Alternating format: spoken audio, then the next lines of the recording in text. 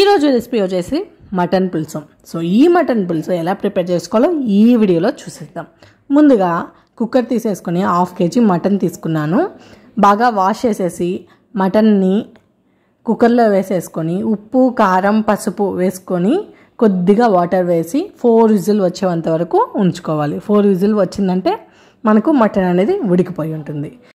ఇందులోకి మసాలా అయితే ప్రిపేర్ చేసుకొని పక్కన పెట్టుకుందాం. అందుకోసం ధనియాలు, జీడిపప్పు, యాలకులు, చెక్క మొగ్గ, జీలకర్ర, బిర్యానీ ఆకు, అలానే మిరియాలు వేసుకొని మిక్సీ పట్టుకొని ఒక ప్లేట్లో వేసుకొని పక్కన పెట్టేసుకుందాము. సేమ్ మిక్సీ జార్లో ఇప్పుడు జింజర్, గార్లిక్, అలానే కోకోనట్ పేస్ట్ని వేసుకొని పక్కన పెట్టేసుకోవాలి. ముందుగా స్టవ్ ఆన్ చేసేసి ప్యాన్ పెట్టుకొని ఆయిల్ వేసుకోవాలి.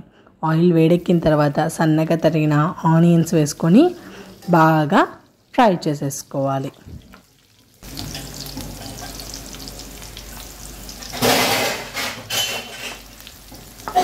ఇలా ఫ్రై చేసుకునేటప్పుడు కరివేపాకు కూడా వేసుకొని ఫ్రై చేసుకోవాలి.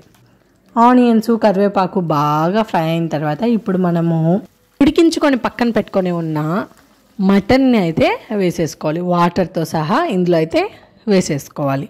ఇలా వేసుకొని బాగా ఇలా మిక్స్ చేసేసుకోవాలి.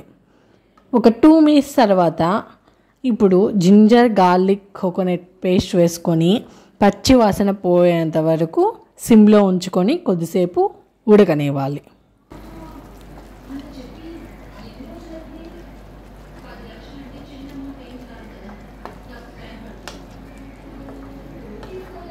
టేస్ట్కి సరిపడేంత కారం వేసుకొని పచ్చి వాసన పోయేంత వరకు కొద్దిసేపు ఉడకనివ్వాలి.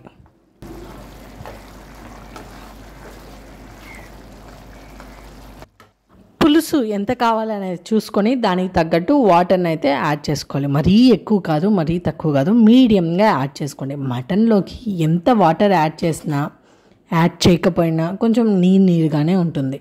సో ఫైనల్గా వచ్చేసి మనం మిక్సీ పట్టుకొని ఉన్నాం కదా, ఆ మిశ్రమాన్ని ఇందులో వేసేసుకోవాలి. పూర్తిగా ఇలా వేసుకొని కొద్దిసేపు ఫ్రై చేసేసుకుంటే మన మటన్ కర్రీ టేస్టీగా యమ్మీగా రెడీ అయిపోతుంది. సో ఇలా అయితే ఒకసారి మీరు కూడా ట్రై చేయండి. సింపుల్గా ఈజీగా అయిపోతుంది, పెద్ద కష్టపడాల్సిన అవసరం లేదు. ఆల్మోస్ట్ మటన్ అంతా కుక్కర్లోనే ఉడికిపోతుంది కాబట్టి ఫైనల్గా స్టవ్ ఆఫ్ చేసుకుంటే మటన్ కర్రీ రెడీ అయిపోతుంది.